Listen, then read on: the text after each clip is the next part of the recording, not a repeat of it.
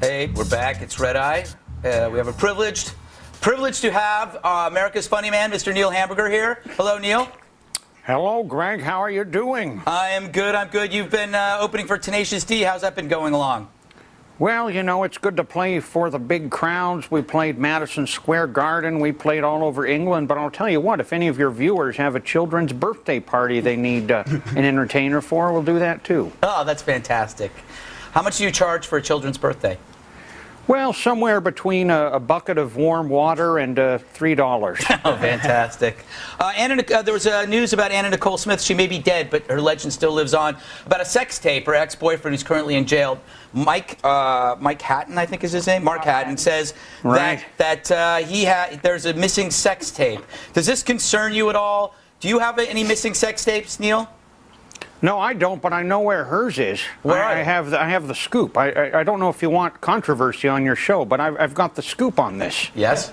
The mortician stole it. Really? Her mortician stole it, so he could use it to accurately prepare her genitalia for public viewing. That makes complete sense, Niel. You heard it here first. Niel, has Anna Nicole's death affected your life at all? Well, you know, it's been a blessing. Yes? That's all I can say. I got real sick to death of her as a living person, and as a dead person, I do think there's a limit to how much of her we'll be seeing. You know what I'm saying? Well, you know what we haven't been seeing a lot of is Britney Spears because she's been in rehab.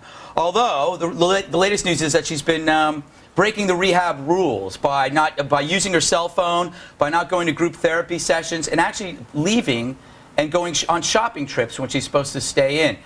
Do you think she's getting the best treatment that she needs, Niel? Well, I think she's an alcoholic, she's a shopaholic, and she's a horrible person right to her very core. And I'm just glad she's out of the recording studios and off of the stage. And the thing I dread the most is when she rehooks up with the Jesus crowd and cleans up her act. Then we're going to have to sit through all this inspirational stuff about how she's back in business, you know, the whole comeback. And that is going to nauseate me because I don't think she's a nice lady. You have in your performance, you often speak of Britney Spears. Do you have any of your favorite Britney Spears jokes you'd like to share? Geez, can you use the word horny on TV? Yes, you can. All right. Now, why does Britney Spears sell so many millions of albums? Why? Well, because the public is horny and depressed. That's a very, very funny and truthful remark, I might add. Katie Couric. Katie Couric is in big trouble ever since she moved over to CBS to become a primetime anchor. The ratings have dropped, and they just brought in a heavy hitter from former CNN head Rick Kaplan to help her revive the numbers. What do you think is wrong with Katie Couric? Why is she not doing so well? You know, I've never even watched her show, so that's one problem right there. You know, I think what she needs to do, you got to make a splash in this business, as I'm sure you know, by bringing a degenerate entertainer such as myself onto your show. I think what Katie needs to do is to make some sort of announcement that would really rock the world, such as, you know, the sun being in some sort of collision course with Earth. That would boost the ratings. Then you can retract it the next day, right? Oh, no, because it's true. It is true. Well, do you have any favorite news programs, Niel, that you watch? Oh, just your show, Greg. That's the only one I can pick up on my tooth. I've got this silver tooth that picks up the beams, you know, coming in from outer space.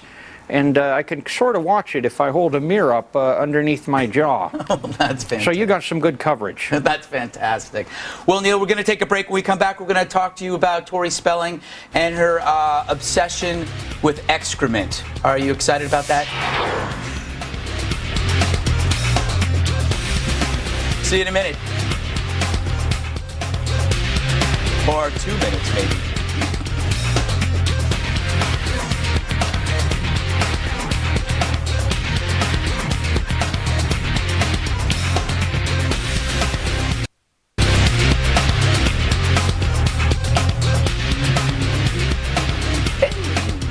We're back. It's Red Eye. We're here with America's funny man, Niel Hamburger, along with our lovely panel. Neil, I want to talk to you about Tori Spelling. I know you're a fan. She was on her blog today writing nonstop about feces. She claims that she's a poo fanatic and loves to talk about poo. How does this make you feel inside? Well, I'll tell you what, Greg, with a writer like Spelling, you can't interpret her words literally. You have to look at the symbolism. I think she's talking about her own heart. Do you think that her heart is made of poo? Oh, yeah, I've smelled it during a gig I did. I had a show performing for the surgeons during an open heart surgery she had to remove some of the stench. Neil, I think you're too late. Did you read, she wrote a short story called Donna Martin Graduates, but to what? Are you at all familiar with that? I'm not familiar with that. Now, I did watch every episode of 90210 1,000 times each. But you often watched it naked, didn't you, Neil?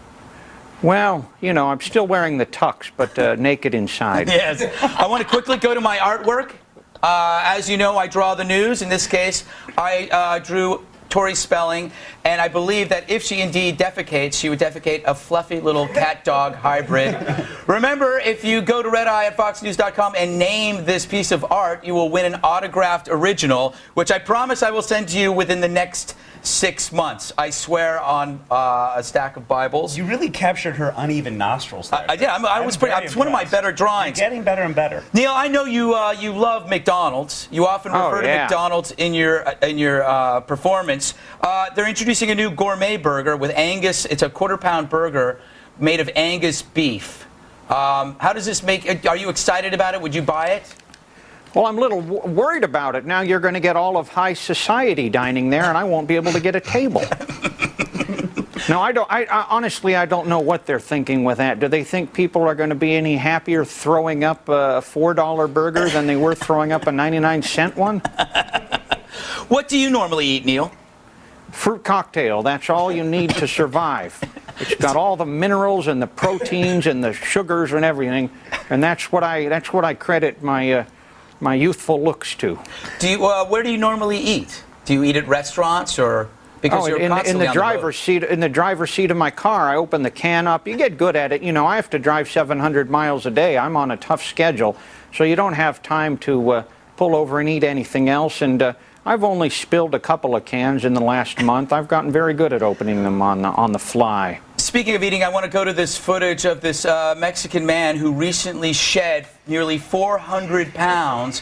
And because of that, this is now the first time he's ever left his home in 5 years. He used to weigh, however, he used to weigh 1,235 pounds, so he still weighs about 840 pounds.